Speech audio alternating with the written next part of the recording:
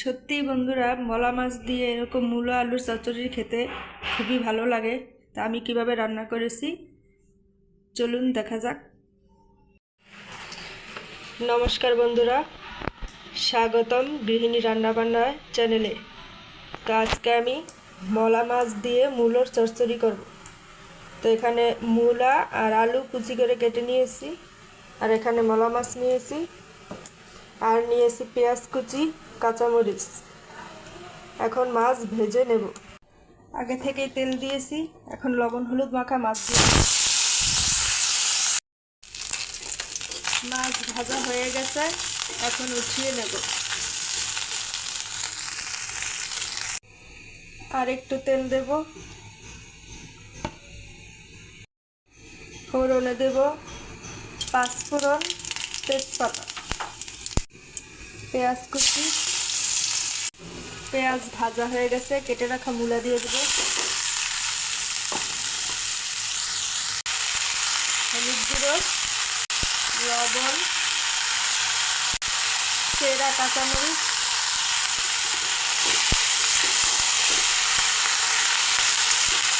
ভালোভাবে হলুদ লবণ মিশিয়ে দিয়েছি। এখন অল্প আছে ঢাকনা দিয়ে রান্না করব, তাহলে আলু আর মূলা ভালোভাবে সিদ্ধ হবে। আমি একবার ঢাকনা উঠিয়ে নাড়াচাড়া দিয়েছিলাম। এই যে দেখুন, সব সিদ্ধ হয়ে গেছে।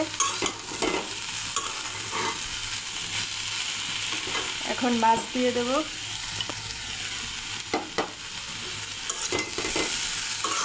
আপনারা যারা মূলা ভাজি খান, একঘেয়েমি ভাজি না খেয়ে এভাবে মাছ দিয়ে খেয়ে দেখবেন, ভালো লাগবে।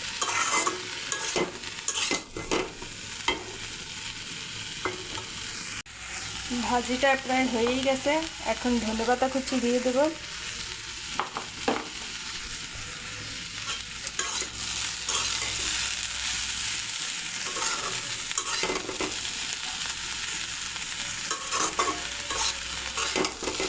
রান্নাটা কিরকম হয়েছে কমেন্ট করে অবশ্যই জানাবেন, আর আপনারাও এভাবে রান্না করে খাবেন।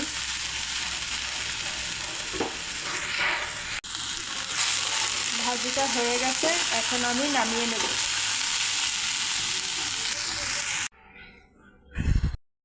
মলা মাছ দিয়ে মূলো আলুর চচ্চড়ি হয়ে গেছে। তো ভিডিওটি ভালো লাগলে অবশ্যই সাবস্ক্রাইব করে পাশে থাকবেন, আর আপনারা সবাই ভালো থাকবেন। এই পর্যন্তই, নমস্কার।